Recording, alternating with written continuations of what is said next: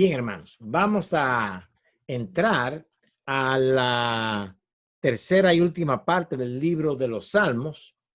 Y vamos a ver los Salmos 101 al 150. Claro que no lo vamos a ver uno por uno en detalle, pero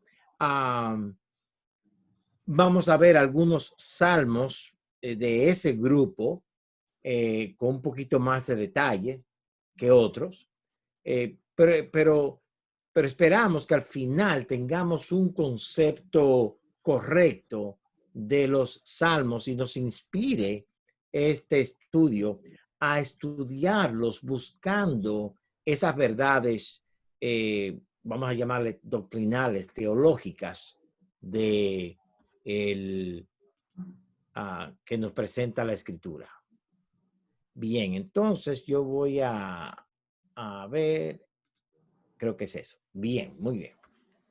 Entonces, lo que queremos hacer de nuevo es tocar algunas verdades allí. No olvidemos, los Salmos es el libro, el manual de teología sistemática del Antiguo Testamento.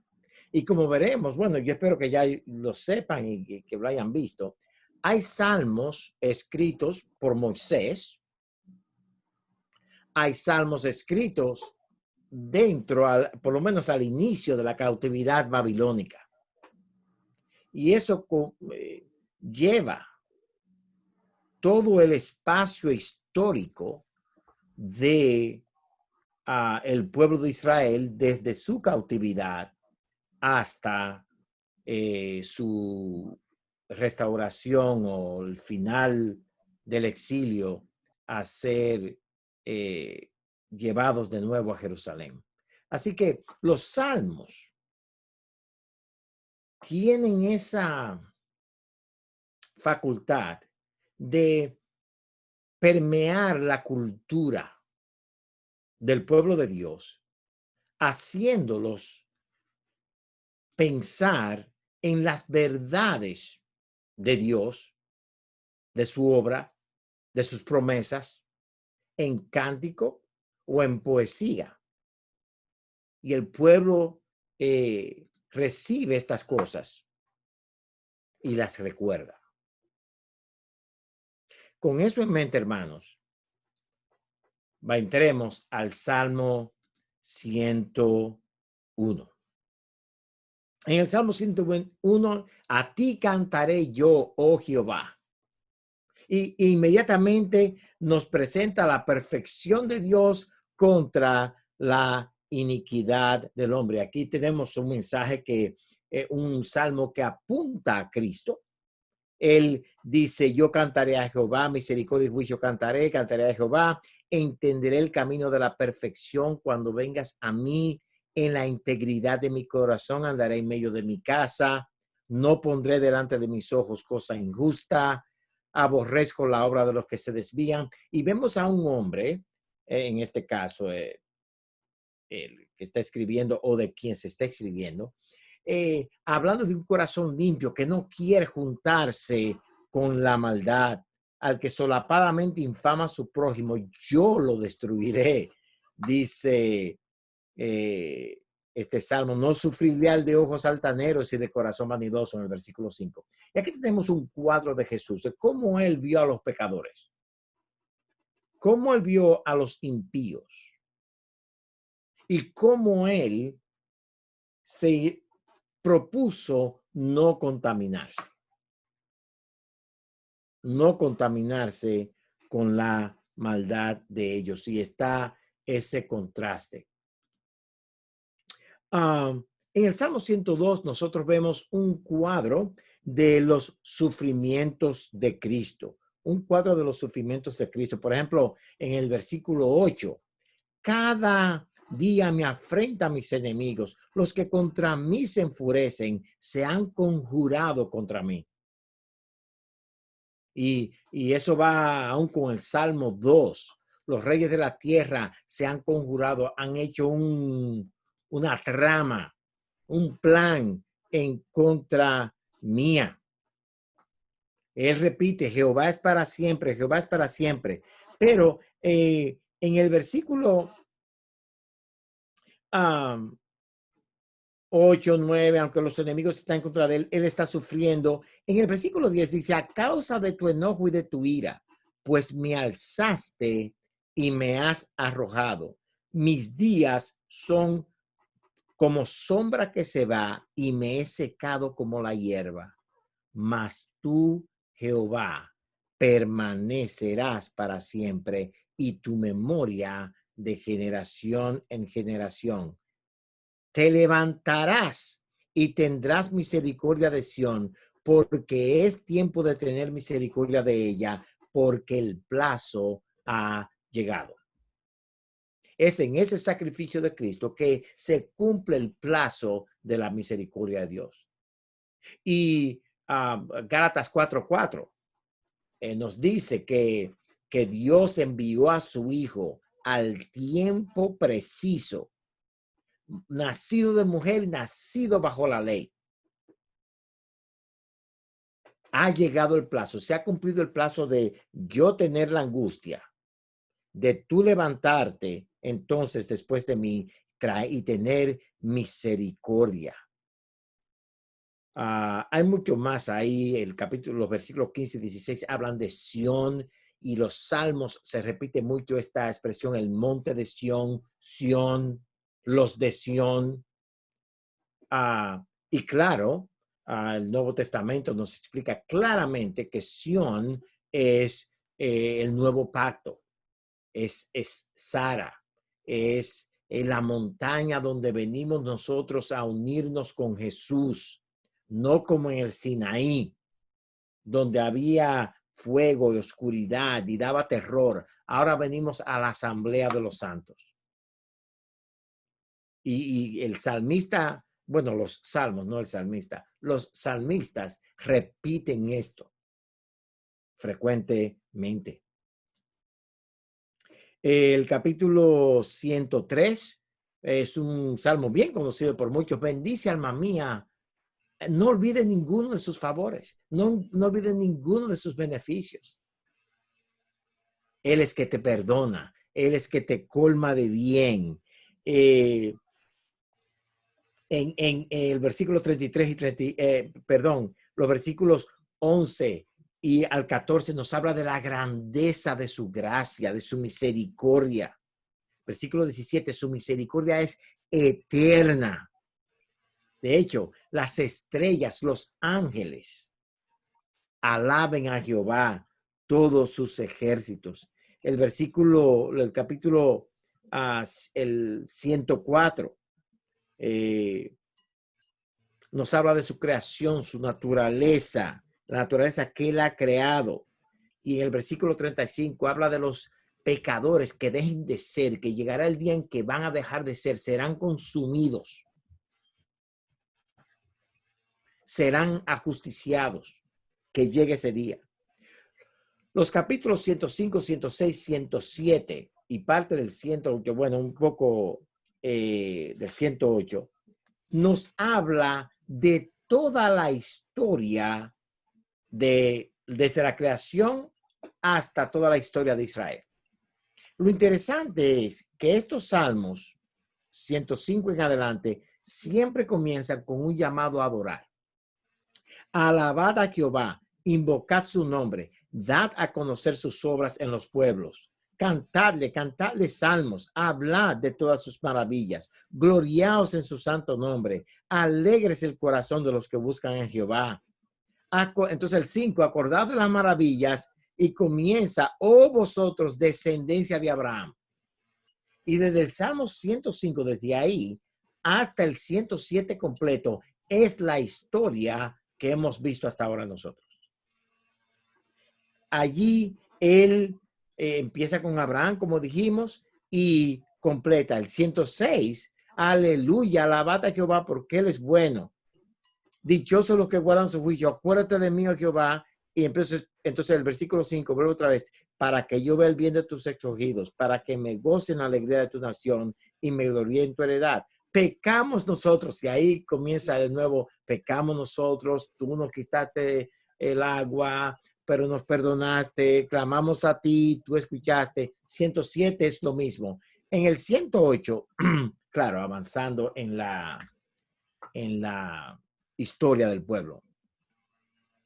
En el 108, versículo 13 es el último y dice, en Dios haremos proezas y Él hollará nuestros enemigos.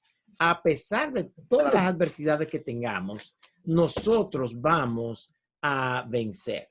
Dios hollará nuestros enemigos. Dios va a vencer a nuestros enemigos. El Salmo 109 viene después del 108. Yo espero que se haya dado cuenta de eso, hermanos. Pero en el Salmo 129, 109 hay una maldición contra el impenitente. En Apocalipsis 15, 16, nosotros vemos el impenitente. Y hay una maldición aquí contra aquellos que no escuchan la palabra, pero no hacen caso. Versículos 25 al 27 dice, yo he sido para ellos objeto de oprobio. Es Jesús hablando, como ellos lo atacan, los malos lo atacan. Me miraban y burlándose meneaban la cabeza. Eso va con el Salmo 22 y va con lo que hacían ellos en la crucifixión de Cristo. Ayúdame, oh Jehová, Dios mío, sálvame conforme a tu misericordia y entiendan que esta es tu mano, que tú, Jehová, has hecho esto. Cuando Pedro se levanta a dar su primer discurso en Hechos capítulo 2, en los versículos 22 y 23, él dice, sepa pues la casa de Israel. Y empieza a hablar de Israel y les dice que por el predeterminado consejo de Dios, ustedes con mano inicua mataron. Y el punto es que ya desde aquí, mientras ellos se burlan de Cristo en la cruz, meneando la cabeza, wow, ya Él pide a Dios que un día ellos entiendan que tú, Jehová, fuiste que me pusiste aquí en la cruz. Y vemos la maldad del impío. Cuando la gente habla de la maldad del impío, cuando la gente habla de por qué, sí, hay varios pasajes, hermano Rafael, que mencionan estas cosas. Cuando nosotros vemos ¿por qué por qué Dios, siendo tan bueno, permite tanto sufrimiento? Y la pregunta que debiéramos hacer nosotros creyentes después de leer a los salmos es, ¿por qué, oh Dios, el bueno, el justo, el perfecto, tiene que sufrir el sufrimiento peor? Y aquí, este salmo, por ejemplo, cuando lo leemos detenidamente, nos da una idea de la realidad de nuestra pecaminosidad, porque nosotros debiéramos ser los que estuviéramos en la cruz, lo que debiéramos ser los crucificados y contra quien la cabeza de los justos se burlara de nosotros. Pero Dios lo hizo al revés. Segunda de Corintios 5:21. El justo por los injustos. A él lo hizo el justo por los injustos, para hacernos justicia de Dios en él. Y estos salmos hablan de eso. Ahora, a mí se me olvidó traer agua. Entonces, les voy a dar 3 minutos para que lean el Salmo 110, porque es el salmo donde nos vamos a quedar la mayor parte de la noche. Lean.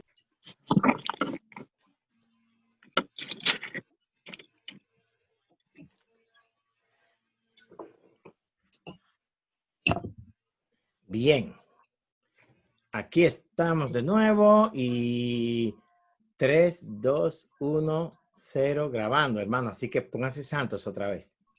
Bien. El Salmo 110 es uno de estos salmos donde nosotros vemos en cada línea al Mesías. Y si alguno tiene duda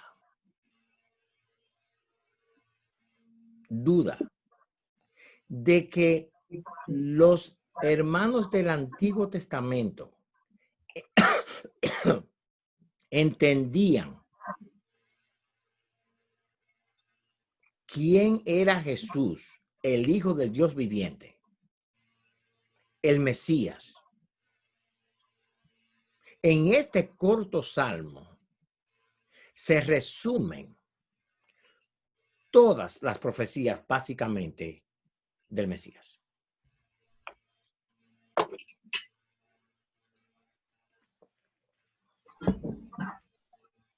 Jehová dijo a mi Señor, siéntate a mi diestra, siéntate a mi diestra hasta que ponga a tus enemigos por estrado de tus pies.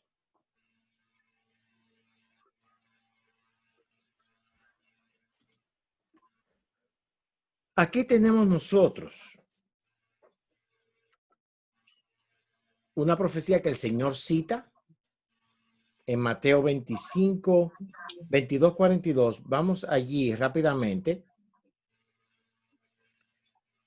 Y hay alguien que tiene un micrófono abierto. Si por favor lo pueden cerrar. 22:42 dice. 34. Los fariseos, oyendo que había hecho callar a los saduceos, se juntaron a una y una de ellos, intérprete de la ley, preguntó para tentarle diciendo, ¿cuál es el gran mandamiento de la ley? Etcétera. Estando juntos los fariseos, versículo 41, Jesús les preguntó diciendo, ¿qué pensáis del Cristo? ¿Qué pensáis del Cristo? ¿De quién es hijo? Y le dijeron, de David. Entiéndase bien, hermanos, que los fariseos entienden que el Cristo sería un descendiente de David.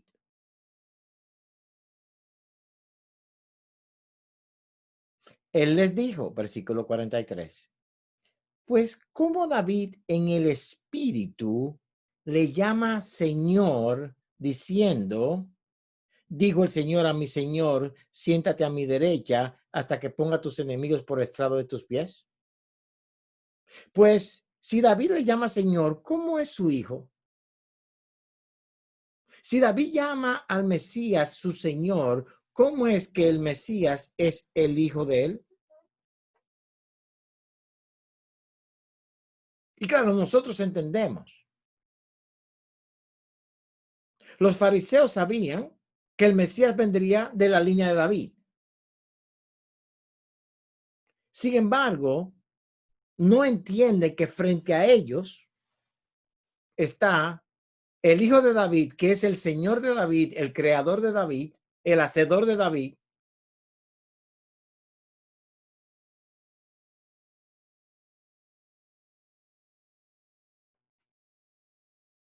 Pero noten la pregunta de Jesús, ¿qué pensáis del Cristo?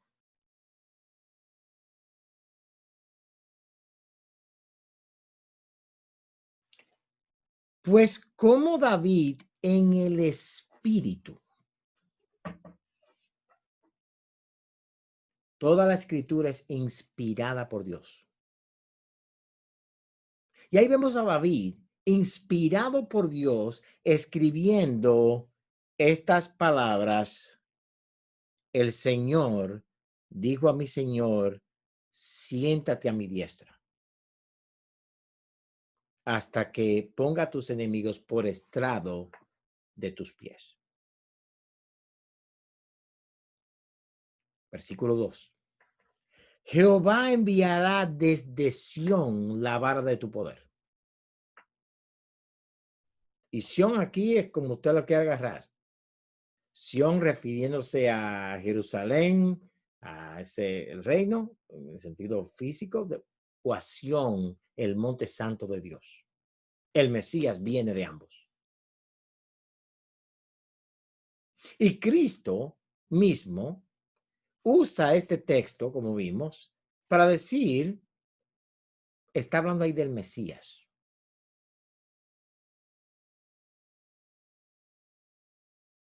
Viene de Sión. Tu pueblo se te ofrecerá voluntariamente en el día de tu poder. Cuando llegue el día de la redención, tu pueblo vendrá a ti en fe.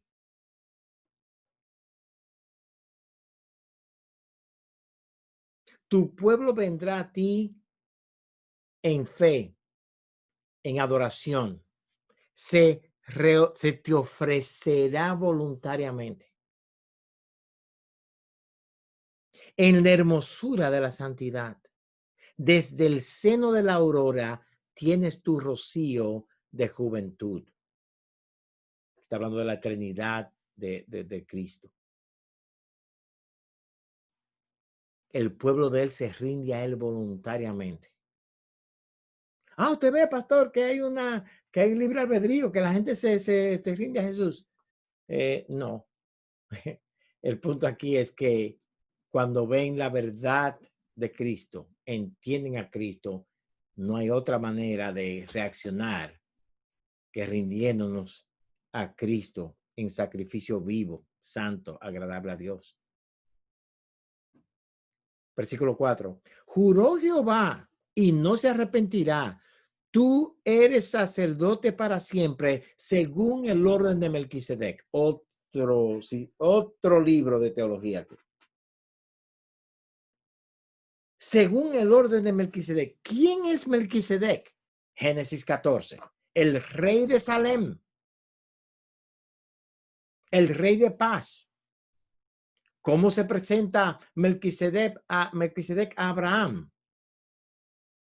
Con pan y vino. Lo bendijo con pan y vino. ¿Qué es el pan y vino? Este es mi cuerpo que por vosotros he partido. Este es mi sangre, el nuevo pacto.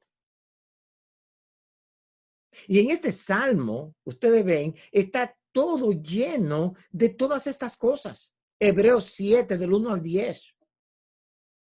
Hablando de Melquisedec. No tiene padre ni madre, no dejó descendencia.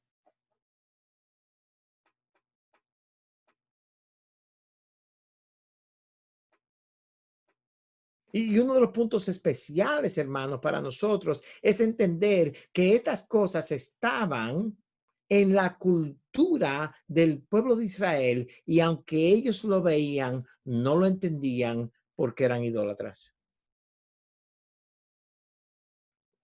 No es porque Dios no había revelado a ellos quién era el Mesías. Aquí está claro.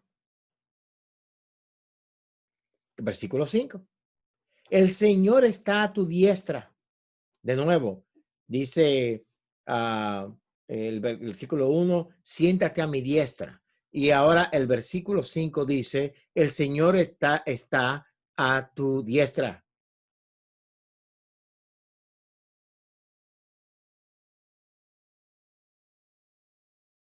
¿Dónde está eso?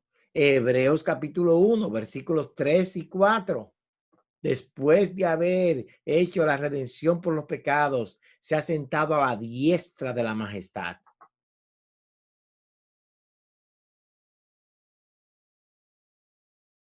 Se ha sentado. Versículo 6. Bueno, el 5, quebrantará a los reyes en el día de su ira. El capítulo 2 de los Salmos. Reyes de la tierra, sean sabios. De repente se enciende su ira. Apocalipsis, en ese día final,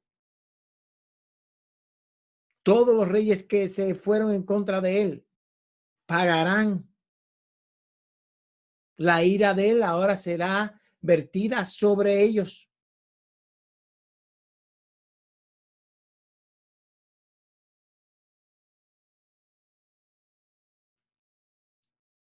Juzgará entre las naciones. Dios me ha dado el juicio. Dios ha puesto en mi mano el juzgar las naciones.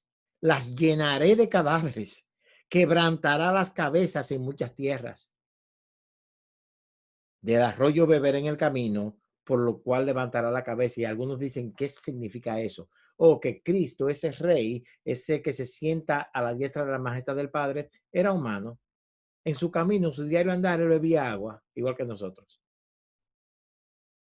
Pero hay otro punto importante aquí.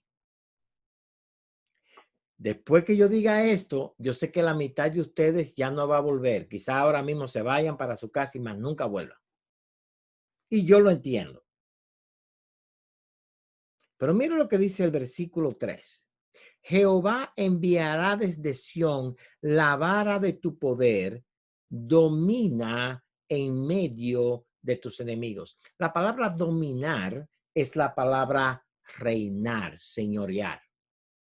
De hecho, estamos en el año 2020 AD.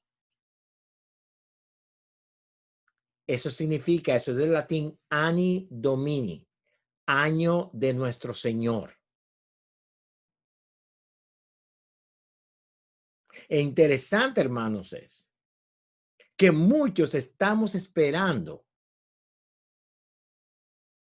un reino terrenal de Cristo, cuando Él está dominando y reinando ya en la tierra. Y Él reina en medio de sus enemigos. El reino de Cristo, su iglesia, está establecido en medio de sus enemigos. Y aquí tenemos en este salmo lo que muchos teólogos han dedicado libros y libros y libros para explicar. Y son las tres, lo que se llaman en teología, los tres oficios de Cristo. Él es rey, reinará, domina. Él es sacerdote, según la orden de Melquisedec. Y él es el Mesías que sale de Sión. Él es el profeta.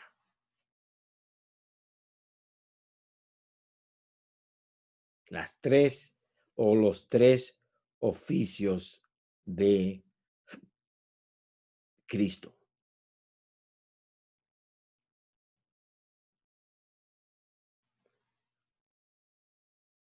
No sé por qué, y voy a hablar, a dejar que hable si tiene alguna pregunta o comentario al respecto.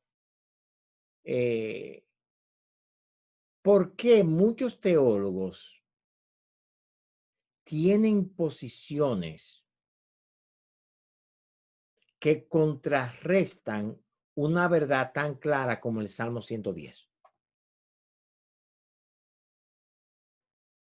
Y no aquí no estoy hablando de escatología solamente, no, no, no. Estoy hablando de muchas cosas. Por ejemplo, bueno, los del Antiguo Testamento tenían un concepto de Cristo inferior al nuestro porque ellos no entendían. Eso no es verdad. Si ustedes quieren saber cuánto entendían los hermanos del Antiguo Testamento, antes del diluvio, Enoc profetizó acerca de la segunda venida de Cristo, no la primera, de la segunda venida de Cristo, regresando a la tierra con sus santos para destruir a los enemigos. Enoc, séptimo de Adán. Y para entender las escrituras, tenemos que quitarnos de la mente la idea de que los antiguos, los hermanos del antiguo pacto, veían todo oscuro.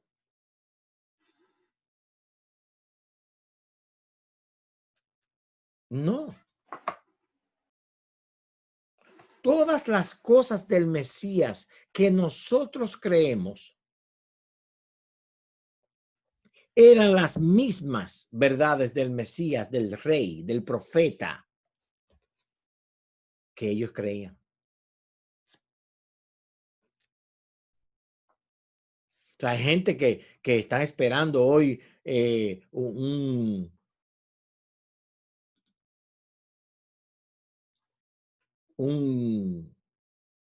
un reino de la tierra de Cristo y estamos en ese reino. Se parecen a los fariseos y a los saduceos que vimos en Mateo 25. Ellos están frente al Señor de David, frente al Hijo de David,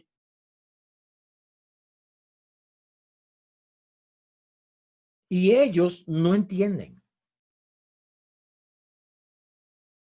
No entienden.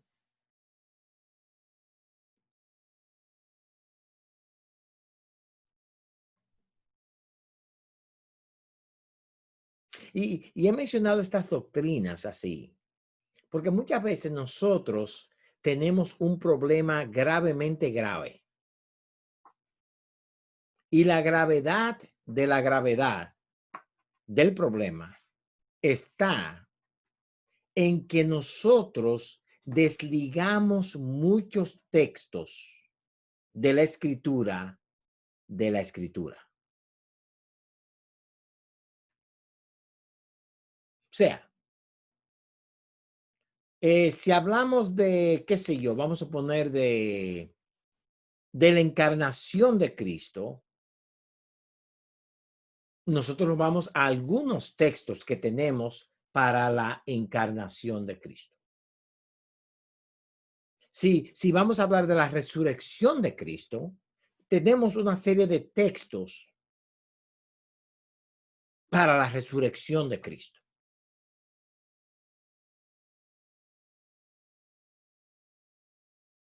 Pero nosotros debemos aprender a ver la escritura como Dios la dio. Una escritura, una Biblia, un libro.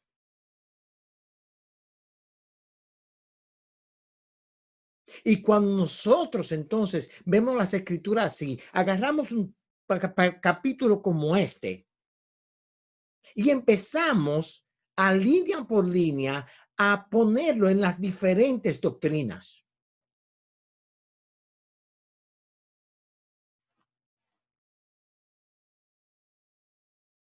Y es así que nosotros formamos nuestras convicciones doctrinales. Lo que voy a decir, hermanos, no quita la importancia de libros.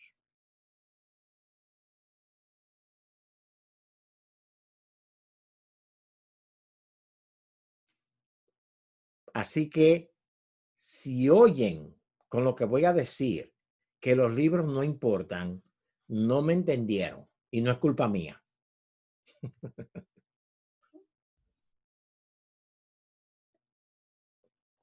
Pero nosotros debemos llegar al punto, hermanos, en que nosotros tomemos las escrituras, leamos las escrituras y digamos de la escritura que acabamos de leer, esto es lo que dice esta escritura de esta doctrina, de aquella doctrina.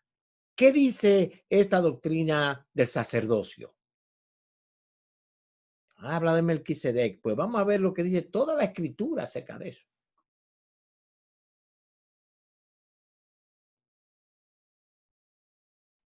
Porque si no hacemos eso, este libro, este capítulo se va a quedar en siéntate a mi diestra. El Señor dijo a mi Señor. Y alguien lo repitió en el Nuevo Testamento. El Señor dijo a mi Señor. Y lo usamos para probar, por ejemplo, que Cristo es Dios. Y es verdad. Esto es un texto que nos habla de la Trinidad. Pero si nos limitamos a eso, echamos el capítulo 110 por la basura. No, aquí está hablando de todo, hermano. Aquí está hablando de todo. El sacerdote, ¿qué es un sacerdote? Un intermediario entre Dios y los hombres, quien ofrece los sacrificios. Pero cuando vamos y vemos a Melquisedec y estudiamos a Melquisedec, pero él no solamente fue el sacrificio, él no solamente fue el sacerdote, él también fue el sacrificio. Entonces este Mesías, el que se sienta, el que es rey, y ese es el mismo Jesús, sí, el mismito. ¿Y él es quien va a juzgar las naciones? Sí, ahí lo dice. ¿Y qué va a pasar con sus enemigos? Él los va a destruir.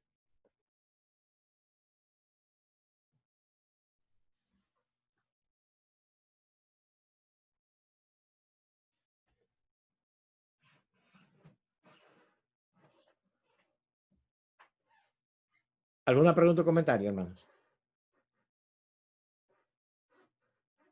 Levante su mano o quite su micrófono y diga algo. ¿No? Bien. Amado hermano,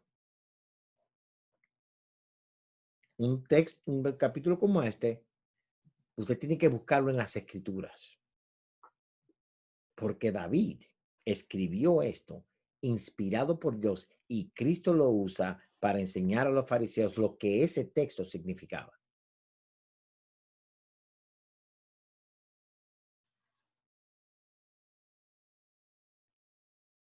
Aquí en Mateo 25 no le cayeron a pedradas, pero en Juan 8, Jesús usa otra frase. Yo soy el que soy.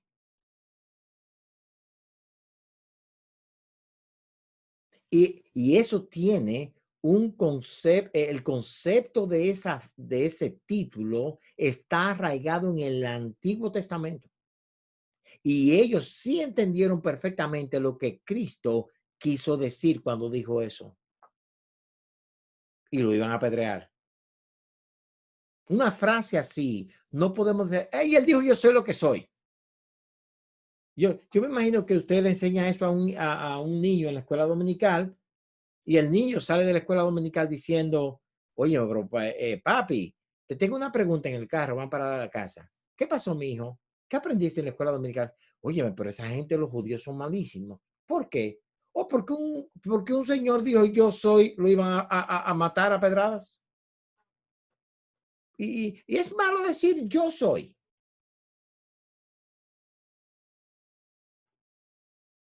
Entonces yo ahora tengo miedo porque cuando me pregunten quién tú eres, yo voy a decir, yo, el hijo de... Porque pues yo soy, me apedrean. A menos que no tengamos el concepto antiguo testamentario de lo que ese yo soy significa y la referencia que Jesucristo hace acerca de ese yo soy en su vida, no vamos a entender los salmos, no vamos a entender a Jeremías, no vamos a entender a Isaías. Usted le puede dar la vuelta que usted quiera al asunto, pero no va a poder llegar.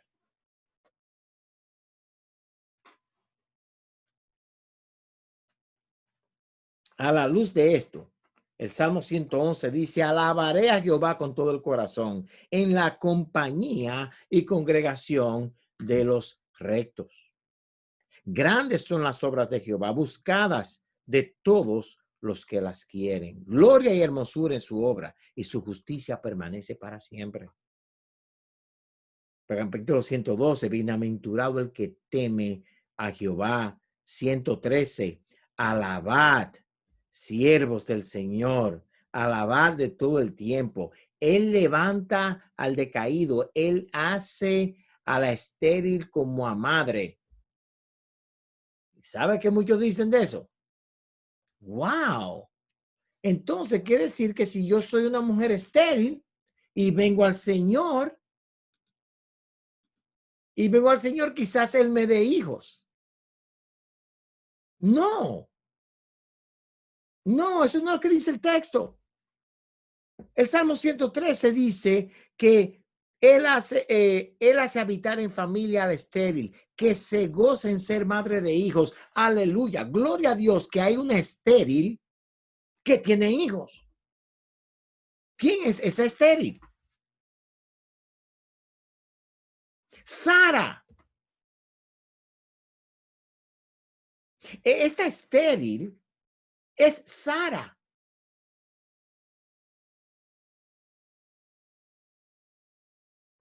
La Jerusalén celestial, la madre de nosotros, dice Gálatas 4.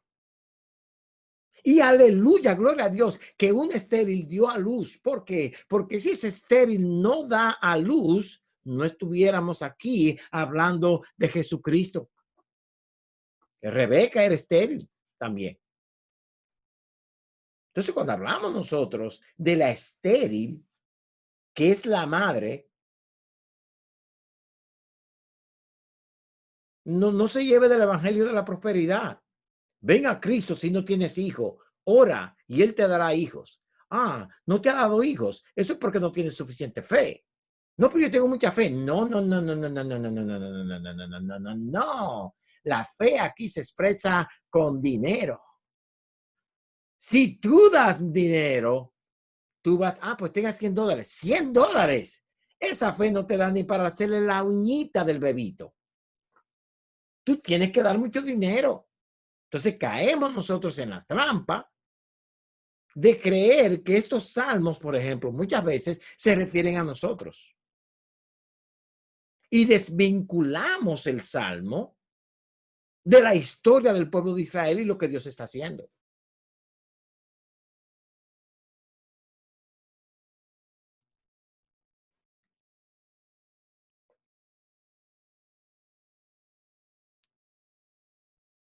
En el 114, ¿qué hace el salmista? Nos enseña cómo esa madre estéril da hijos y salen los hijos de Egipto.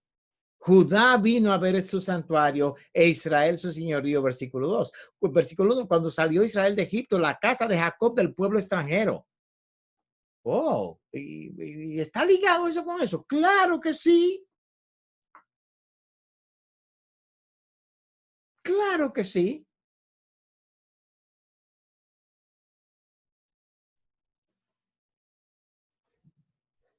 En el capítulo 15, nosotros vemos Señor, la adoración te pertenece a ti, no a nosotros. Y habla de la idolatría, los ídolos. Nuestro Dios está en los cielos, versículo 3, del versículo 4 al 8, la idolatría, los ídolos no ven, tienen manos, mas no palpan, orejas tienen, mas no oyen, tienen narices, mas no huelen, pero nuestro Dios está en los cielos. ¿Quieres un estudio en la doctrina de la idolatría? Pues fíjate bien, cualquier Dios que no sea el Dios de los cielos es idolatría.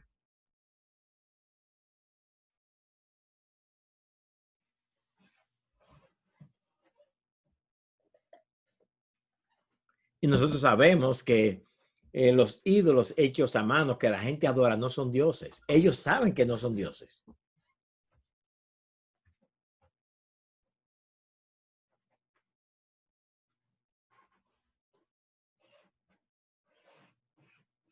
En el capítulo 116 tenemos a Cristo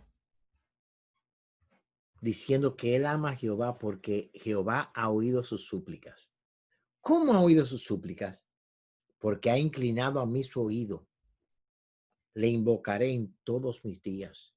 Y como dijimos anteriormente y vamos a ver más tarde, Jesucristo oraba constantemente estas cosas.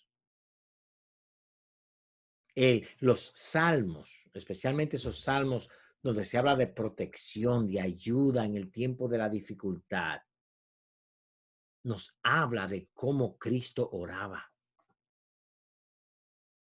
Por eso pasaba tiempo orando.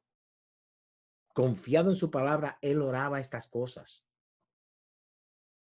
De hecho, él oraba como nosotros debemos orar, según su palabra. Ahora, nosotros en Cristo podemos orar así, pero no es lo mismo. Mientras que Cristo oraba, Señor, líbrame del inicuo, yo no quiero estar con él. Nosotros tenemos que orar, Señor, líbrame de la iniquidad que está en mí.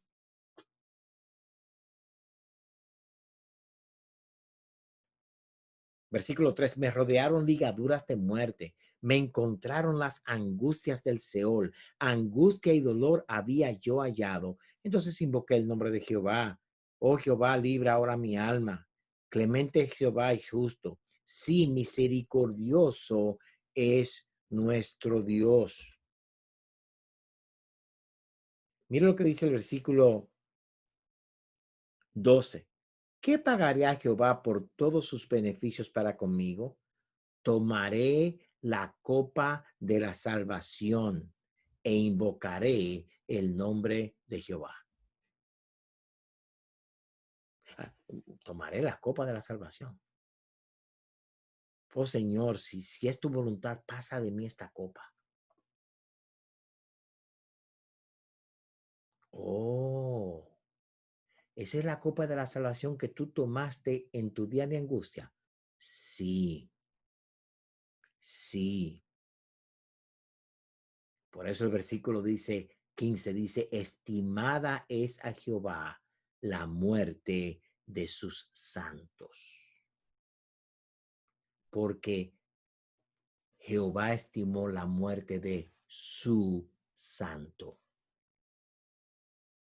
Él tomó la copa y Jehová estimó, valoró esa muerte de su santo, del santo de Israel. Y cuando ahora nosotros que somos santos en Cristo por la fe y por su gracia morimos, Jehová también estima la muerte de sus santos. Pero no es desligada de la copa que él tomó para nuestra salvación. El 117, alabad a Jehová, naciones todas, pueblos todos, alabadle, porque ha engrandecido sobre nosotros su misericordia y la verdad de Jehová es para siempre. Aleluya, amén. Y como se acabó el versículo, lo repetimos otra vez. Y la verdad de Jehová es para siempre. Aleluya, amén. Y es el Salmo 117. Yo me sé un capítulo de memoria, hermano. En vez de decir la verdad es la fidelidad, pero ¿qué está diciendo aquí? Que la misericordia de Dios, la gracia de Dios en Cristo, la gracia salvadora de Cristo es el motivo para que todas las naciones alaben a Jehová. De hecho, si usted fuera a predicar este texto solo, usted puede pasarse el resto de su ministerio predicando ese texto. Porque es a todas las naciones, es la misericordia de Jehová y es el llamado de Jehová a todas las naciones a responder a su evangelio, a adorarle. El capítulo 118 nos habla de la misericordia de Jehová para los que le temen. La confianza de él fue puesta en Jehová, en el nombre de Jehová, en la diestra de Jehová. Su pueblo confió en el poder de Jehová, en el nombre de Jehová, en la misericordia de Jehová y básicamente en Jehová. Todas estas obras de Dios que muestran su fidelidad, su misericordia, su santidad, su bondad, son básicamente atributos de Dios, por los cuales nosotros confiamos en Dios. El Salmo 118 nos habla de estas cosas. El versículo 22, la piedra que desecharon los edificadores ha venido a ser cabeza del ángulo. De parte de Jehová es esto y es cosa maravillosa a nuestros ojos. Y Jesús dice eso, Pablo dice eso. Creo que Pedro también dice eso. No me acuerdo bien ahora mismo. Todavía no me hemos memorizado la Biblia, ¿ok? Así que no se preocupen, hermano. Cuando estemos en el cielo, me prestan el examen. Pero el punto es que la piedra angular, mira el salmista hablando aquí de esa piedra angular, usando el reino de Dios como un edificio. Y esto lo hizo Jehová, y es cosa maravillosa. El Salmo 119 es uno de los salmos más fáciles de explicar. Primeramente, es el capítulo más largo de las Escrituras. Pero no importa qué versículo usted le toque en el Salmo 119, va a hacer algo con referencia a la palabra. Usted quiere hablar de bibliología, de la palabra. Vaya al Salmo 119. La palabra de Dios es útil para el estado de cuando estamos decaídos, cuando estamos confundidos, en la lucha contra el pecado, a entender la voluntad de Dios. Dirección para la vida. Lámpara es a mis pies tu palabra y lumbrera a mi camino. Pero voy a agarrar así, como los locos hacen, lo del Evangelio de la Prosperidad. Agarra un texto y abre la Biblia con los ojos cerrados y abre la Biblia y dale al texto. Judas fue y se ahorcó. Oye, Señor, Judas fue y se ahorcó. ¿Qué me quieres tú decir ahí con ese texto a mi vida? Pues recuérdense que la Biblia no significa nada a menos que me diga algo a mí personalmente. Entonces, Señor, Judas se ahorcó, yo sé eso, pero ¿qué significa eso para mí? Señor, dame sabiduría, ¿qué debo hacer con ese texto? Mañana, lo mismo, Señor, guíame, no entendí ayer lo que me dijiste, pero quiero que me guíes hoy. ¡Pum! Ve y haz tú lo mismo. Wow, espérate un momento. Ayer el Señor me dijo, Judas se ahorcó. Hoy me dice, a mí, no entendí nada de lo que yo debía hacer, pero hoy me dice, ve y haz tú lo mismo. El Señor no me puede estar diciendo eso a mí. Pero mira, es clarito en las Escrituras. Judas se ahorcó, ve y haz tú lo mismo. Bueno, Señor, tú me tienes que dar luz al respecto. Al otro día, lo que tienes que hacer, hazlo pronto. Bueno, si es así que vamos a leer la Escritura, hermanos, no vamos a llegar a ningún sitio. Pero en el Salmo 119, yo puedo ahora mismo hacer así, ¡tum! Y leer un texto. Aparta mis ojos que no vean la vanidad. Avívame en tu camino. Ese tu camino es la palabra de Jehová. Cualquier texto que usted toque en el Salmo 119, mire, voy a ver uno cualquiera. Compañías de impíos me han rodeado, mas no me he olvidado de tu ley. Cómo la palabra nos libra de los malos amigos, cómo la palabra nos libra de los tiempos de dificultad, cómo la palabra nos guía a cuál tipo de amigos debemos tener. Compañero soy yo de todos los que te temen y guardan tus mandamientos. Y al fin y al cabo, hermanos, nosotros vemos al Salmo 119 completo y vemos una descripción de la vida de Cristo. De la vida de Cristo. Porque Él aplicó la palabra de Dios en cada circunstancia de la vida. Y aquí tenemos nosotros a el Salmo 119 haciendo lo mismo. Haciendo lo mismo. 71. Bueno me es haber sido humillado para que aprenda tus estatutos. A veces, hermanos, la única manera de nosotros aprender es cuando nos dan por la cabeza bien duro.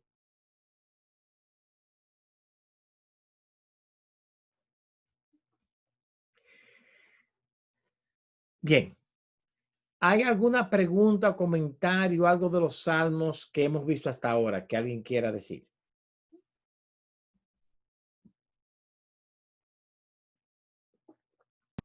Sí, Josué. Ajá. Cuando, Leonardo. sí, Ok, dime, mi hermano. sí, que cuando tú decías ahorita de que ahí estaba, por ejemplo, Jesús delante de los fariseos, ellos no se daban cuenta y que los salmos hablan todo totalmente de Jesús. Y es cuando Juan escribe en Juan 5:39, le dice a ellos, escudriñen las escrituras porque a ustedes les parece que en ellas tienen la vida eterna y ellas están dando testimonio de mí. O Ujú. sea que el libro de los Salmos está hablando de todo lo de Jesús, pero nosotros en este contexto aquí, como tú decías, a veces lo desligamos y no entendemos. Ujú. Eso es una verdad verdaderamente verdadera, Leo. Y por eso es que muchas veces nosotros tenemos un problema hermenéutico, o sea, de interpretación, porque vemos a muchos textos desligados cuando no es así. Y tú mencionas 5:30, Juan 5:39. Lo interesante es lo que pasa en el 40. Déjame ver si me acuerdo bien de eso, porque es muy interesante el punto que tú traes. Juan 5, eso está antes de Apocalipsis. Déjame ver si lo encuentro. Ok. En Juan 5:39 dice, como tú leíste, escudriñad las escrituras, porque a vosotros os parece que en ellas tenéis la vida eterna, y ellas son las que dan testimonio de mí. O sea, Jesucristo le dice a los fariseos, en el Antiguo Testamento, las personas que vieron las escrituras y entendieron las escrituras encontraron la salvación. Ellas son las que dan vida eterna, porque hablan de mí. Pero mira ahora el versículo 40. Y no queréis venir a mí para que os dé vida. Es la verdad, Leo, y tiene toda la razón, que muchas veces nosotros no entendemos las escrituras, quizá por la manera en que nos las enseñaron o porque nos dieron solamente un esquema y todo lo tenemos que ver así. Pero también es verdad que hay muchos que no quieren venir a las escrituras para tener vida. Y yo veo a muchos, algunos cristianos equivocados, pero muchos que son cristianos de nombre, que están en la iglesia y uno les presenta las escrituras y ellos rehusan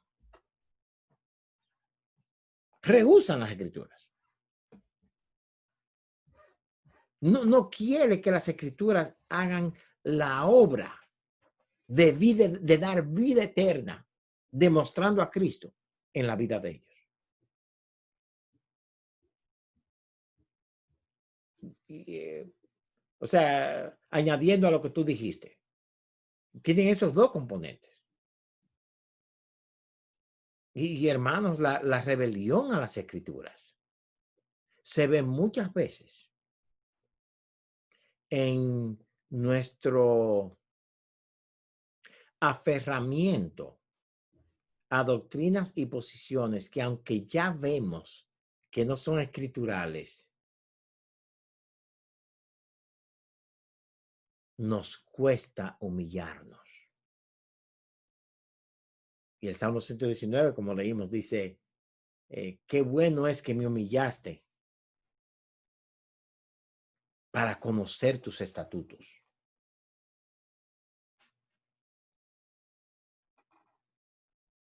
Bien, del Salmo 120 al 135, perdón, hay alguna, Charles Pérez, yo sabía que Charles tenía que decir algo. Charles, vamos a ver. ¿Me escucha? Claro. No, pues tengo la bocina. Ok. Una pregunta. Me doy cuenta que escuché de alguien que los salmos sería bueno de estudiarlo de atrás para adelante. Y si nos damos cuenta, o sea, eso es una nota. Por ejemplo, si tú comienzas el 150, dice exhortación, alabar a Dios con instrumento y música. 149 dice exhortación a Israel para que alabe a Jehová. El 148, escúchame, exhortación a la creación para que alabe a Son Jehová. 150, Charles, date rápido. Sí, pero, ok, para que tú veas uno por la línea, y si tú dices, sí, vamos bien. 147, alabanza por el favor de Dios hacia Jerusalén. 146, alabanza por la justicia. Espera, hazme tu punto, pues vamos a llegar al 100. Dime, ¿cuál es el punto? Bueno, el hecho es que incluso hasta el 137 te dice, lamento de los cautivos en Babilonia. ¿Tú lo ves correcto que estudiamos los salmos? Claro, yo sé que tú estás buscando las columnas, pero veo que sí, como que tiene sentido darle de atrás para adelante. Ok, mira, te voy a decir la verdad, eso de sentido no tiene nada, en lo absoluto.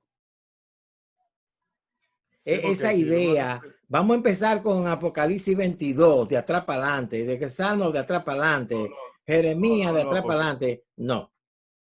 En el caso de los salmos. No. Mira. Tú agarras los salmos y lo puedes leer como tú quieras, pero la realidad, Charles, es esta, que Dios en su sabiduría puso los salmos en ese orden. Por ejemplo, ahora mismo nosotros vamos a ver, no vamos a verlo uno por uno, pero del 120 al 135 son una serie de salmos muy especiales, bien cortos, que eran usados para, por ejemplo, en las procesiones a las fiestas.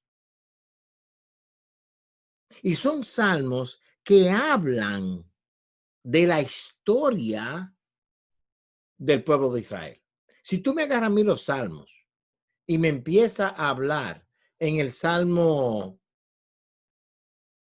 105 y empieza por el 108 para atrás, es un disparate, porque del Salmo 105 al 107, incluye el 8 es la conclusión, 108, es la historia en orden de Israel y cómo Dios los libra a ellos y los guió. No tiene sentido. Ahora, con eso no estoy diciendo que un día tú no leas el Salmo 147 antes de leer el 145 porque te vas a morir. No es el punto. Pero para entender los salmos, tenemos que leerlos como están.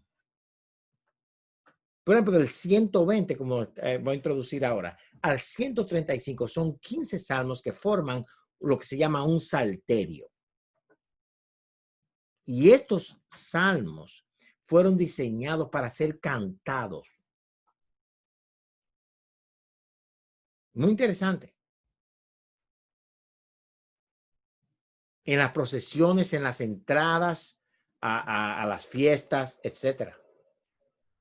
Muchos de estos salmos eran cantados por los judíos cuando venían al templo a adorar en estos años especiales o fiestas que de las pocas veces que la celebraron, y cantaban estos salmos.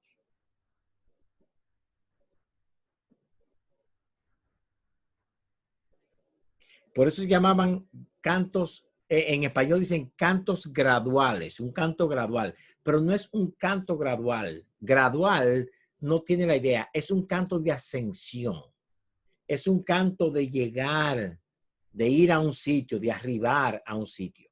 Esa es la idea. En el 120, líbrame, oh Jehová. En el 121, ¿de dónde vendrá mi socorro? Mi socorro viene de Jehová, que hizo los cielos y la tierra. En el 122, yo me alegré con los que me decían, vamos a la casa de Jehová.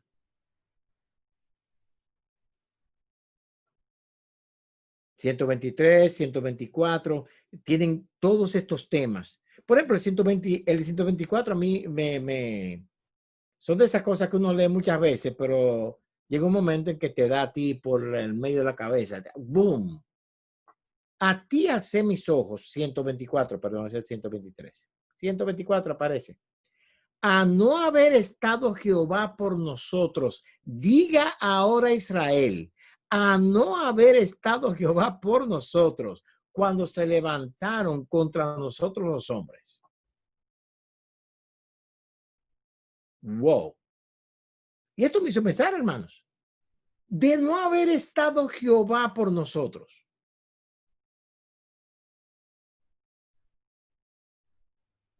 Piensa.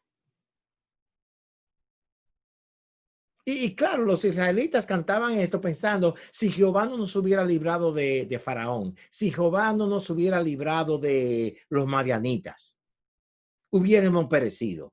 Pero piensa ahora para ti, si Jehová no me hubiese librado de mis pecados, si Dios no me hubiese librado de la esclavitud a Satanás. Y esa es la idea de este cántico. Y a pesar de las dificultades, este es el tipo de cántico que forma este grupo de salterios, estos 15 salmos. A pesar del problema, Jehová está con nosotros. Ay, si no hubiera estado Jehová. Los que confían en Jehová son como el monte de Sión, que no se mueve, sino que permanece para siempre. Como Jerusalén está, tiene montes alrededor de ella, así Jehová está alrededor de su pueblo. Hay una permanencia de la presencia de Dios con su pueblo. Por tanto, podemos cantar en el medio de la batalla, en el camino a adorar a Dios. El 126, cuando Jehová hiciere volver la cautividad de Sión, seremos como los que sueñan. Entonces nuestra boca se llenará de risa, nuestra lengua de alabanza. Y claro, este es un salmo que no fue escrito por David, fue escrito ya parte en Babilonia. Y este hermano está escribiendo diciendo, wow, cuando Jehová nos libre, vamos a estar contentos. Haz volver nuestra cautividad, oh Jehová, como los arroyos de Negev. Y cuando uno lee esto y lea Lamentaciones, dice, wow. Estos tipos entendían. Ellos sabían, este que escribió los salmos, inspirado por ese salmo, dice, Señor, líbranos. Usted ve, yo no voy a decir nada más del 126 porque el pastor Rafael predicó del Salmo 126 este domingo pasado. Así que, hermano Rafael, yo no iba a decir mucho como quiera que sea, mándele una copia a todos los hermanos, mándemela al email para mandársela a todos los hermanos y estará bueno eso. Pero, hermanos, ponte a pensar en eso. Cuando Jehová hiciere volver la cautividad, ¿y qué dice 2 Timoteo 2:26? Para que sean librados del diablo que los tiene hechos cautivos con los lazos del pecado. Sí, exactamente. Este que escribió entendiendo que Dios los iba a traer de nuevo. Salmo 127 es un salmo muy interesante, es un salmo de Salomón y es el salmo que está en medio de los 15. 7, Salomón 7. Y este salmo es interesante. Si Jehová no edifica, en vano edifica el que edifique. Si Jehová no guarda, en vano hacen vela los guardas.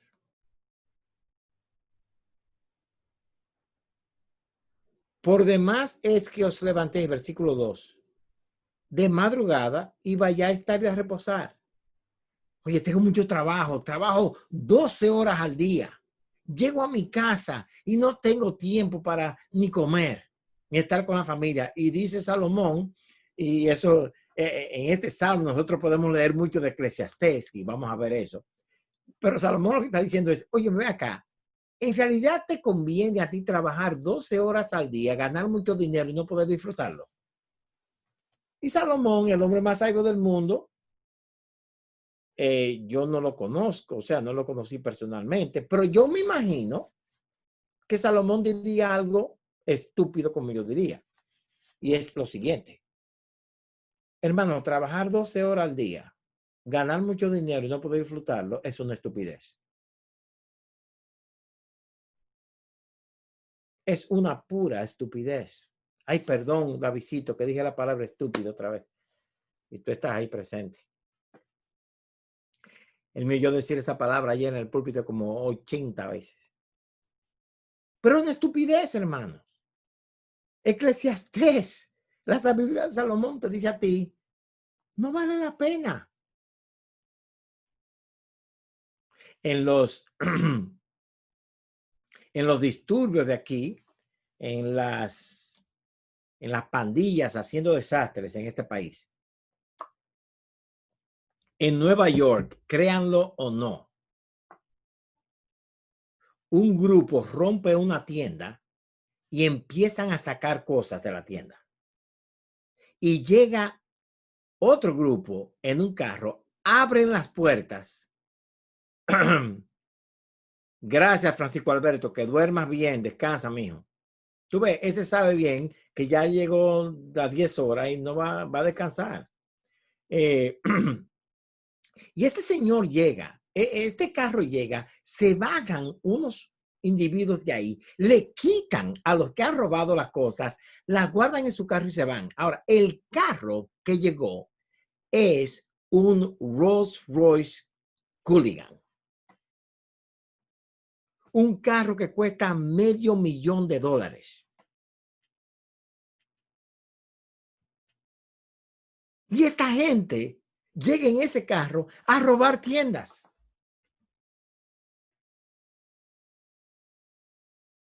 Ah, pero estamos protestando por la muerte. Nosotros somos.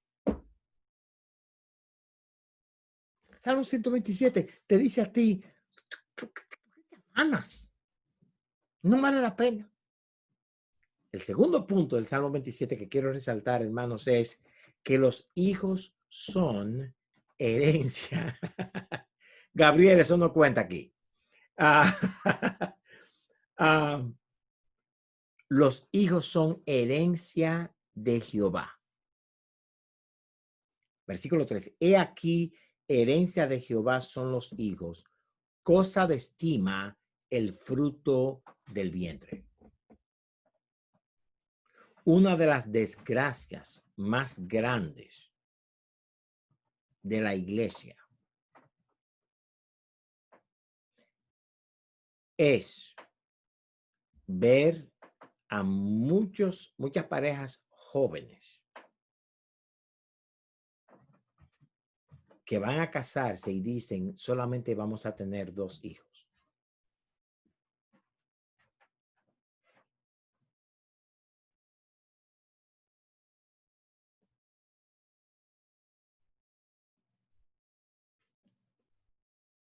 Eso es una desgracia.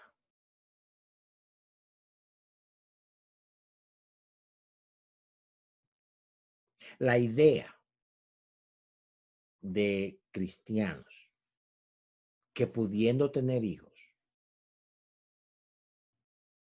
que no tienen ningún problema físico y no tenerlos es una desgracia.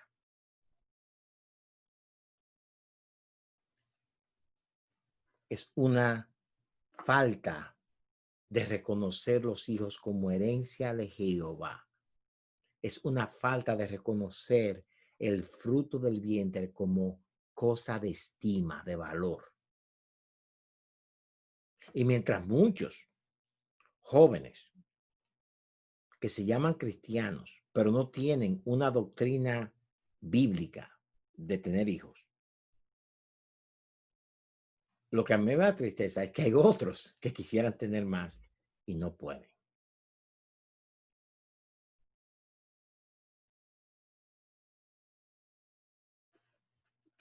Como saetas en mano del valiente, así son los hijos habidos en la juventud. Y mientras más avanzamos en nuestra sociedad, los hijos son vistos como una carga. Y el egoísmo de los jóvenes que se llaman cristianos es evidente cuando dicen, yo no puedo tener hijos. ¿Por qué? Porque es una carga económica.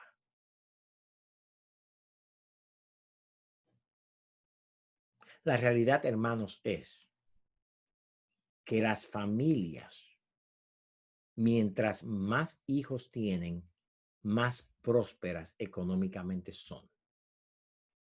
Es una mentira que tener hijos es económicamente negativo. Al contrario.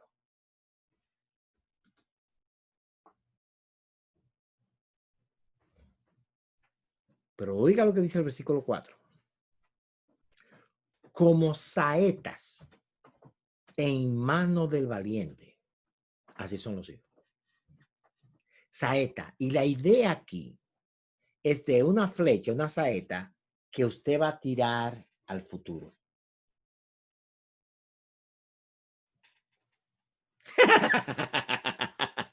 Alguien pudo, porque el tuyo no come como Andrés.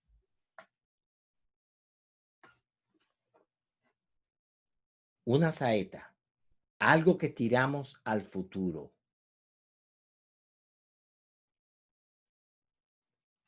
Italia, Francia, Alemania, son países que les queda solamente una generación más y van a ser invadidos especialmente por musulmanes. Lo que el Islam nunca soñó, los musulmanes nunca soñaron, fue conquistar a Europa sin tirar un solo tiro.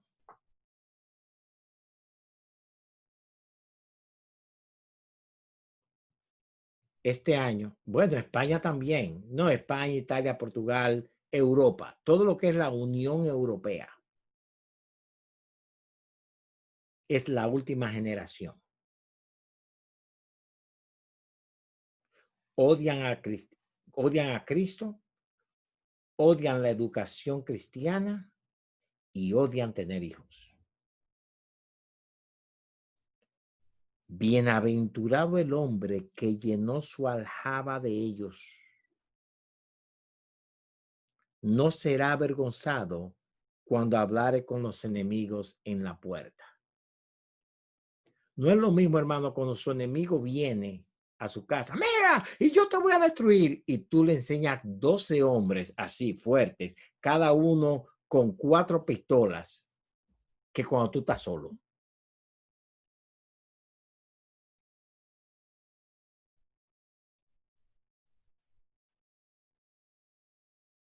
Tener hijos es la voluntad de Dios para nosotros.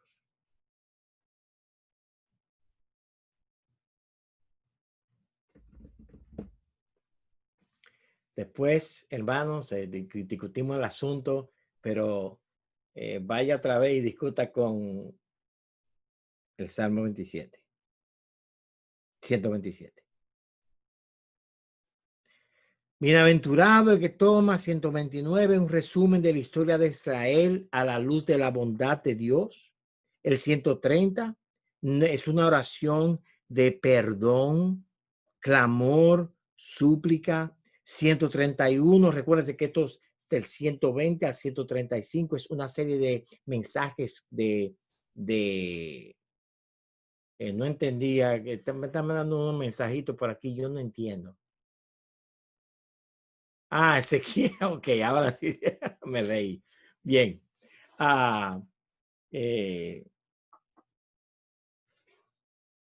Bueno, yo no me voy a meter ahí, pero más tarde hablaremos de esto, pero déjeme decirle solamente, es lo mismo también con casarse.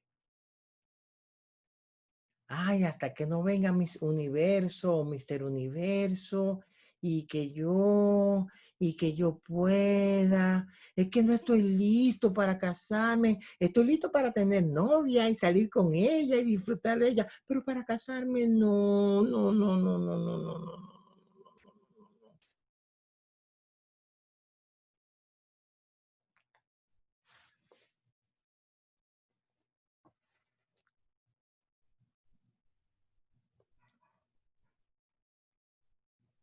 132 es un salmo muy interesante porque en el Salmo 132 nosotros vemos una dedicación, créalo o no, del templo, cuando Salomón lo hizo. Es básicamente una copia muy grande ahí en Segunda de Crónicas 6:41. Pero en el versículo 11, en esa dedicación vemos, en verdad juró Jehová a David y no se retractará de ello. De tu descendencia pondré sobre tu trono. Y claro, hemos hablado mucho de eso. Ahora, mira lo que ese texto dice. En verdad, juró Jehová a David y no se retractará de ello. De tu descendencia pondré sobre tu trono. Hay hermanos que leen este texto y dicen que David es quien se va a sentar en el trono. En aquel día, cuando se establezca el templo aquí, el trono blanco, y se siente ahí, y va a estar David sentado en el trono, porque Dios le prometió eso a David. Y que por tanto, esa nación israelita tiene que estar presente. Hermanos, no. De nuevo, de tu descendencia. Mi Señor dijo a mi Señor, siéntate. Ya vimos eso en el Salmo 110. Exactamente, Arismendi. Eso está en Cristo y Él está reinando hoy en la tierra.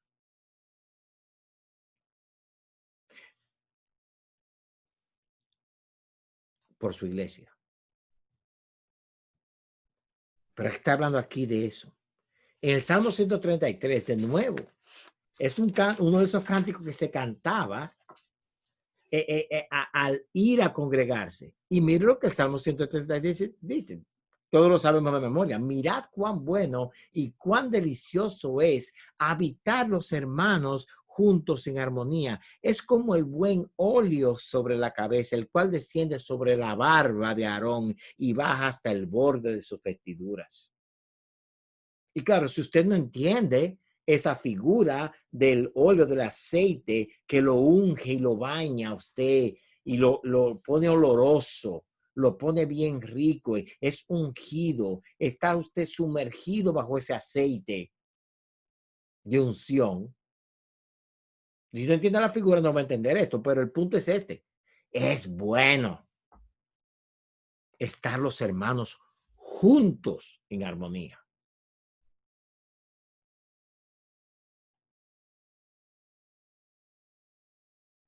El 135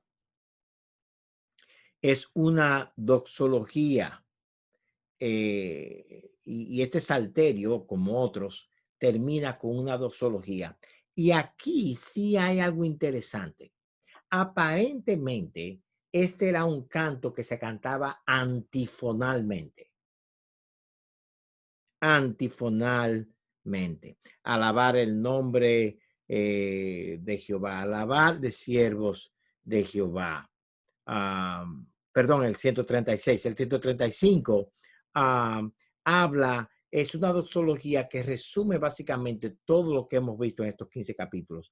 Él hará lo que quiere, Él es bueno, Él es benigno, Él escogió, Él es el más grande que los otros dioses, hace lo que quiere. Resume la historia de Israel del versículo 8 al 12. El gran Dios del cielo contra los dioses, los ídolos.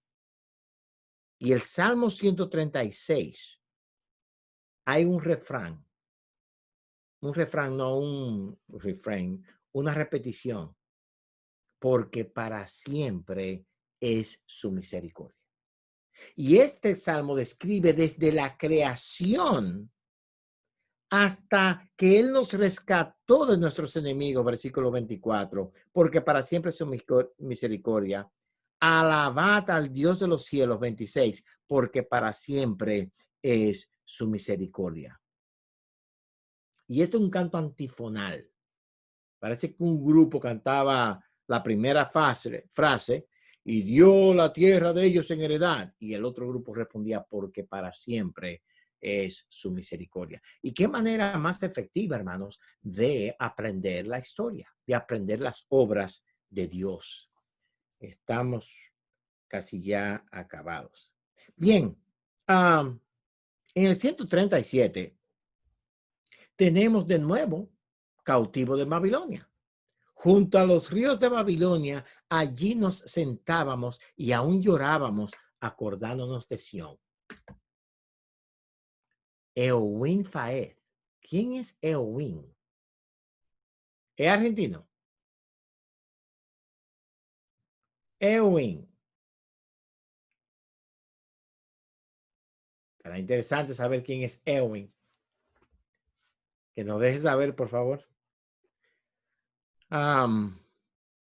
Pero este Salmo 137 de Babilonia, versículo 3, y los que nos habían llevado cautivos nos pedían que cantásemos.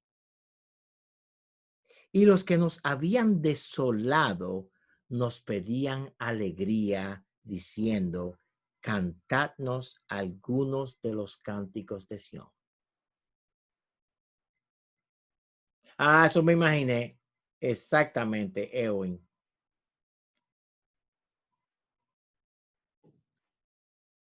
Nos llevaron cautivos, nos hacen sufrir. Yes. Y nos dicen, cantadnos cánticos de Sión.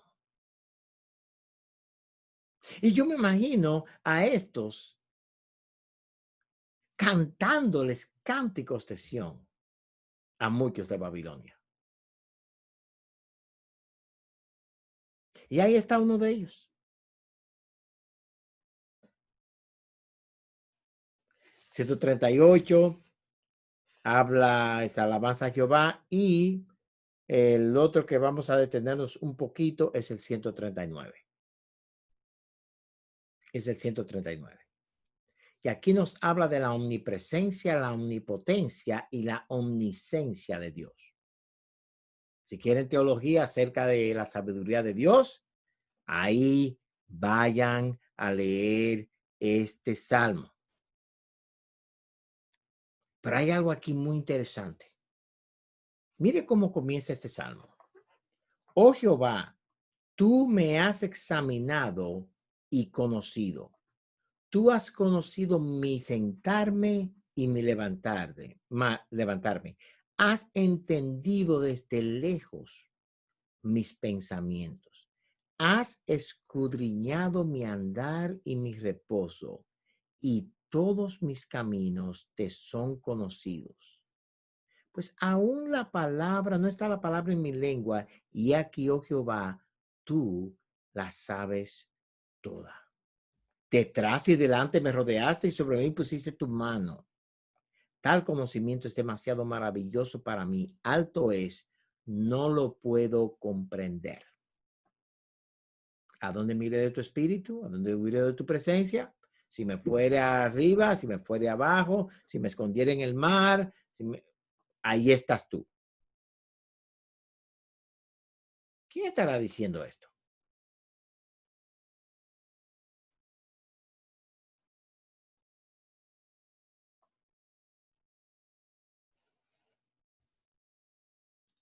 Versículo 13. Porque tú formaste mis entrañas. Tú me hiciste en el vientre de mi madre. Te alabaré, porque formidables, maravillosas son tus obras. Estoy maravillado, y mi alma lo sabe muy bien. No fue encubierto de ti mi cuerpo, bien que en oculto fui formado y entretejido en lo más profundo de la tierra. Mi embrión vieron tus ojos, y en tu libro estaban escritas todas aquellas cosas que fueron luego formadas sin faltar una de ellas.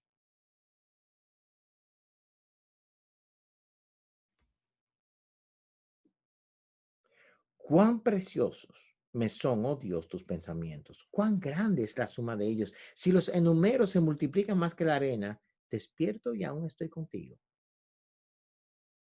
De cierto, oh Dios, harás morir al impío. Apartaos pues de mí, hombres sanguinarios, porque blasfemias dicen ellos contra ti. Tus enemigos toman en vano tu nombre.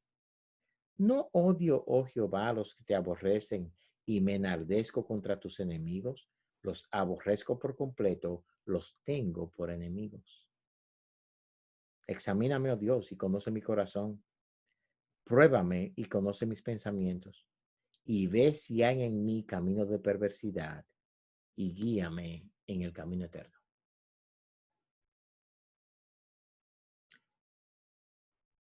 Examíname, oh Dios. Ve si en mí hay pecado.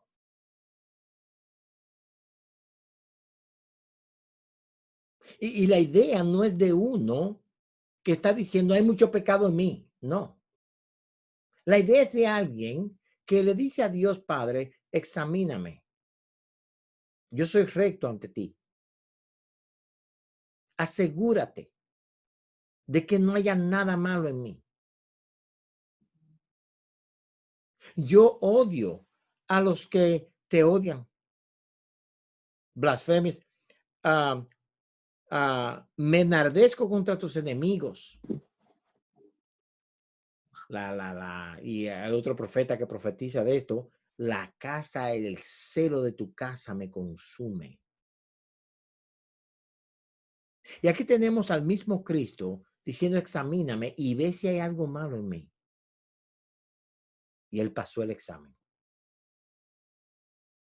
Dios, aún el cuerpo de Cristo, lo hizo íntricamente, especialmente para Cristo. De él no fue concebido como David fue concebido. En pecado me concibió mi madre. No. No. Donde quiera que yo estoy, allí estás tú conmigo. Tú me has examinado, examíname. ¿Cuál es? Y hoy, después que yo diga esto, sí es de verdad que se van a ir y ninguno se va a quedar.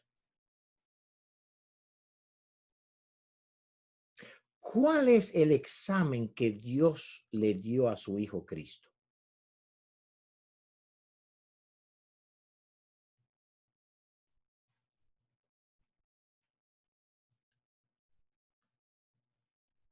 Lo siento, Hilaria. ¿Están escuchando todos? Ok, entonces parece que Hilaria tiene un problema con su audio. ¿Cuál fue el examen que Dios le dio a Cristo y él pasó? ¿Cuál es el examen que él da a todos los hombres y todos morimos?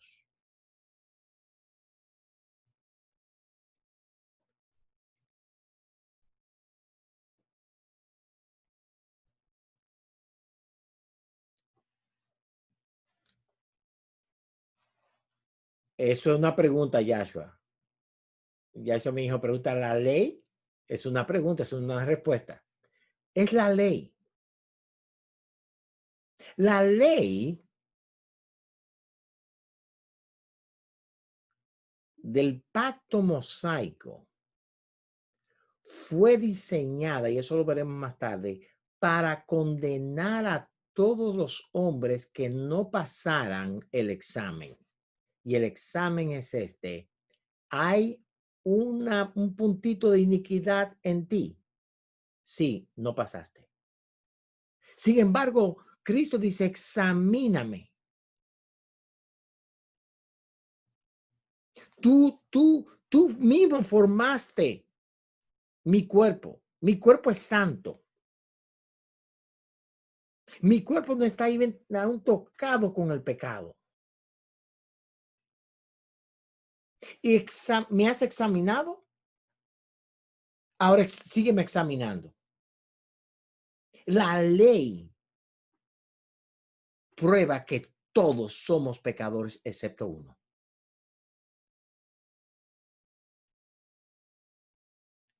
Por eso, exactamente, Leonardo. Entonces dije, he aquí que vengo. En Hebreos, hablando de la disposición de Cristo, que le ha preparado el cuerpo para ese sacrificio.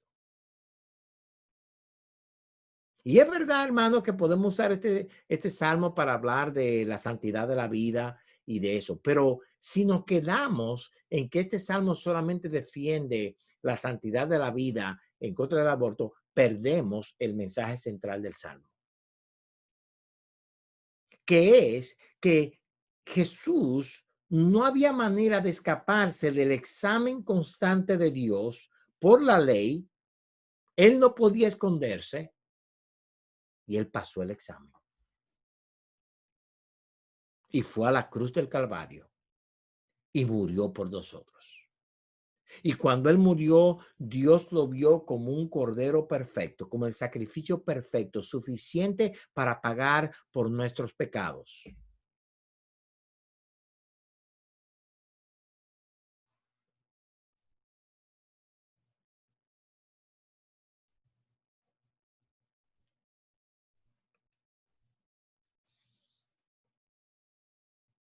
Cristo fue examinado y pasó el examen. La pregunta es, ¿qué pasa, hermanos, cuando Dios me examina a mí?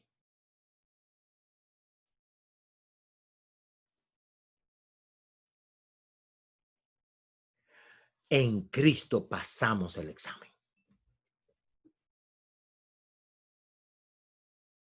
Usted ve, José Castro, usted ha estado mucho en mi iglesia ya. Usted sabe esa respuesta antes que yo diga la pregunta. En Cristo pasamos el examen. No por nuestros méritos, sino por los méritos de aquel que Dios lo vio como perfecto. Y amado hermano, cuando Dios te ve en Cristo, Él te ve santo y sin mancha.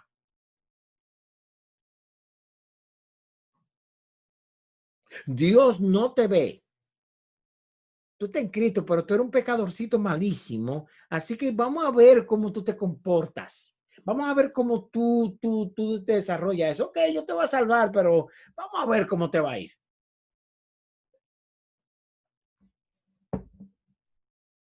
Todos los días te voy a dar un examen a ver cómo te fue hoy. No, no. Mi Cristo fue examinado desde que la primera fibra de su cuerpo fue formada por el mismo Dios. Fue examinado hasta que ascendió al cielo, fue examinado y yo estoy en él,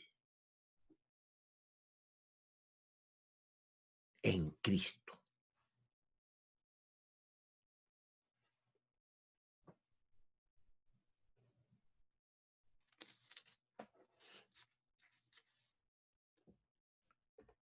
Hermanos, en la iglesia donde yo predico en Virginia, los hermanos dicen amén a eso. Piensa, piensa. No es acerca de ti, es que Cristo fue examinado. Y él, el versículo, el capítulo 140, líbrame, oh Jehová, del hombre malo, guárdame de hombres violentos, los cuales maquinan males en el corazón, cada día urden contiendas.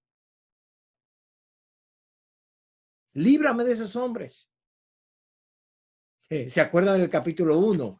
Bienaventurado el varón que no anduvo en consejo de malos. Líbrame de los hombres malos.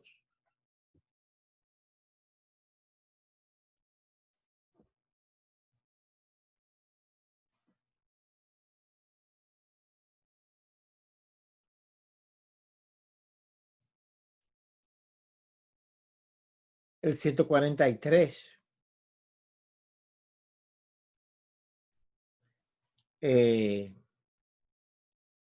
Termina. Y por tu misericordia, versículo 12, disiparás a mis enemigos y destruirás a todos los adversarios de mi alma, porque yo soy tu siervo. Y si leen, el espíritu de él está angustiado, la gente está encima de él, quieren destruirlo, pero tú vas a disipar mis enemigos, porque yo soy tu siervo. 145 habla de la proclamación del evangelio, la proclamación de la grandeza de las obras de Dios, de generación a generación. Hermanos, eso no se da escribiendo un libro y poniéndolo ahí de generación en generación. No. De generación en generación significa lo siguiente, amado hermano. Cada familia cristiana, cada padre cristiano es responsable de pasar estas verdades a sus hijos, a todos y cada uno de ellos. El trabajo de un padre no es de 8 a 5 de la tarde. Es de 5 de la tarde a 10 de la noche. Lo otro que usted hace durante el día es para ganar el dinero para comer, para tener la energía para hacer el trabajo suyo. El trabajo del padre es educar a sus hijos en la fe.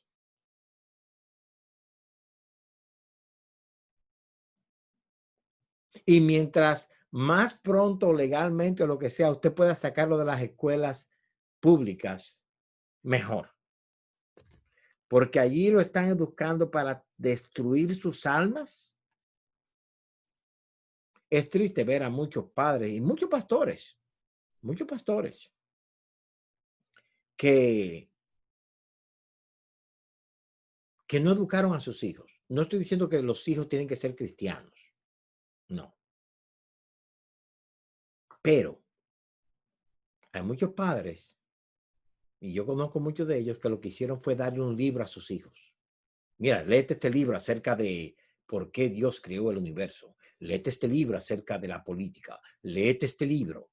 Y son hijos que leyeron muchos libros, pero el padre no los educó en el libro. Y la responsabilidad número uno de un padre es sentarse con su hijo a guiarlos en el camino de la palabra de Dios. Si se perdió, está bien. No es mi responsabilidad. Pero si se perdió sin conocer las escrituras, bien conocidas como lo estamos haciendo ahora aquí, digo, esto es algo básico, lo que estamos haciendo aquí. Pero si por lo menos no tienen este nivel básico de entendimiento, el trabajo no ha sido hecho. Entonces, si se acuerda del Salmo 127, usted tiene 10 hijos bien entrenados, va a haber algunas saetas en la generación siguiente para que proclamen el evangelio. Salmo 146, alabad a Dios por sus obras. 147, alabad a Dios. En el 148, toda la creación es llamada a adorar a Dios.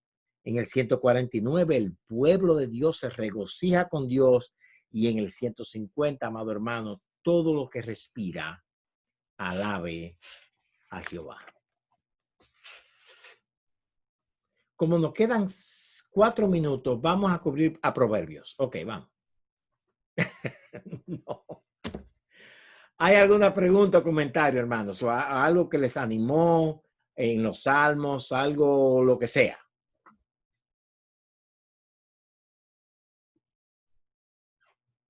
Queremos agradecer de parte mía tu tiempo, la claridad con lo que estamos entendiendo todo esto. Yo sé, desde que hemos comenzado he aprendido muchísimo, pero nunca había visto el libro de los Salmos como un todo, donde Cristo es revelado en él. Entonces, muchísimas gracias. Al Dios de los cielos, Leonardo. De verdad que sí. Bien. Ok, ¿hay alguna pregunta? Algo que quizás, alguna doctrina que te dijo, pero los salmos hablan de esto, de aquello, no sé. Yo lo que quiero resaltar, hermano Josué. Hermano Rafael. Y lo que quiero resaltar es, y retomarlo y quizás sugerir que todos hagamos lo mismo. Eso que usted dijo desde el principio y repitió a través del estudio del libro de los Salmos, diciendo que es un tratado de teología sistemática del Antiguo Testamento. Yo nunca había visto los salmos con ese enfoque, pero ciertamente, cuando usted lo dijo al principio, yo dije, yo voy a ver cómo él me va a mostrar que es así. Pero estoy satisfecho, contento, maravillado. Qué hermoso es el Señor. Y a la vez agradecer su tiempo, su dedicación, porque eso es un ejemplo para nosotros y un desafío para nosotros también. Bueno, hermano, yo he hablado de preguntas, no de que me dijeran cosas buenas. Mire, voy a decir la verdad, yo me siento, hablaba hoy con un hermano, un pastor en Colorado, y yo le decía el de ustedes, y lo que ustedes no saben, hermanos, es que esto es lo que me divierte a mí.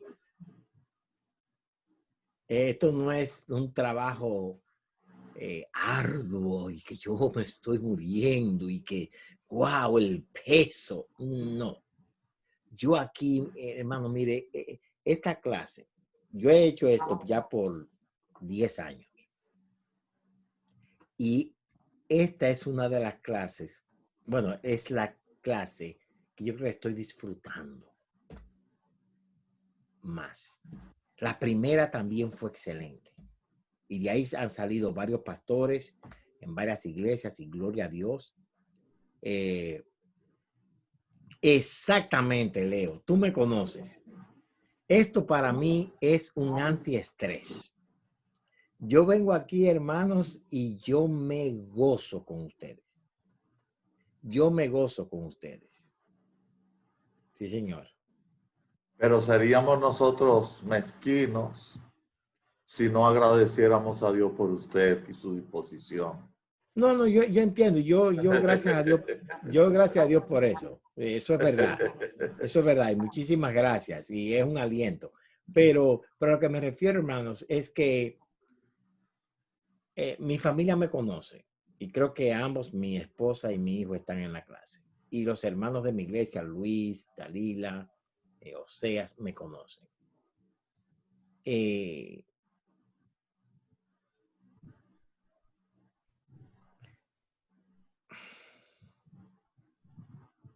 Yo disfruto enseñar la clase, pero no es una carga. Hay hermanos que quieren poner, enseñar el evangelio, la palabra de Dios es un peso enorme y que yo tengo que pasarme 80 horas leyendo las escrituras. No, eso no es verdad. Hilaria, que Dios te bendiga. Así que bien. Muchísimas gracias, hermano Rafael. Y vamos a tenerlo a usted para que ore, pero hay dos personas que tienen comentarios. Cuando yo diga que ore, por favor, usted ora para despedirnos, hermano Rafael, ¿ok? Correcto, correcto. Eowyn, Lord of the Rings, dale para adelante. Un momentito. Ajá, dime. Sí, la pregunta es, Josué, una pregunta. Si realmente en los salmos solamente vemos a Cristo y la teología completa, que se ve claro. Yo no lo había visto así tampoco. Pero también parte de ellos no es el sentir del salmista y de lo que escribían en su situación particular también. En algunos salmos quizás sí, pero en realidad en todos están conectados a Cristo. Déjame ponerte de esta manera. Cuando nos sentimos, mi alma desfalleció por la tormenta que me llegó. La tendencia nuestra, Delma, es decir, mira el peso, mira lo que yo estoy pasando y mira lo que yo estoy pasando. El consuelo del creyente está en que mira lo que Cristo pasó por mí. Entonces, cuando tomamos los salmos y los limitamos a mi sufrimiento, llega un momento, hermano, en que nosotros creemos que nosotros sufrimos más que Cristo. Y el consuelo del creyente es este: yo sufrí por ti. El sufrimiento tuyo, que es serio y fuerte, yo lo entiendo, y tú no entiendes la intensidad de lo que es sufrir, lo que tú estás sufriendo. Porque yo sí lo sufrí. Y por eso yo te puedo sostener. Perfecto. ¿Me entiendes? O sea, Perfectamente. si vemos que el sufrimiento es mío solamente, Charles, tú ibas a decir algo, pero está bien, vete. Si vemos que el sufrimiento es mío solamente, entonces ahí caemos en un grave problema. Ok, sí, entendí perfectamente. Gracias. Ok. Sí, oremos. Oremos. Buen Dios y Padre nuestro, te damos gracias, Señor. Gracias por tu misericordia. Gracias por tu fidelidad. Gracias porque vemos a través de la Escritura y especialmente a través de los salmos el propósito detrás de todo, tu plan eterno, tu plan que no es un plan B, sino el plan desde el principio, desarrollarse. Y qué bueno que nosotros somos parte, no porque tengamos ningún mérito, sino por la gracia mostrada en Jesucristo. Amén. Perdónanos, Señor, cuando no hemos entendido estas cosas y posiblemente hemos atribuido alguna parte de un salmo que no nos pudiera corresponder a nosotros. Pero qué bueno que a su tiempo tú traes a nosotros la luz, la sabiduría, el discernimiento. Qué bueno que tú no nos ves como un producto terminado, sino en proceso. Y qué bueno que nosotros tengamos de ti ese deseo de seguir creciendo y siendo más semejantes cada día a la imagen de Cristo. Señor, ayúdanos en ese trayecto, en ese peregrinar.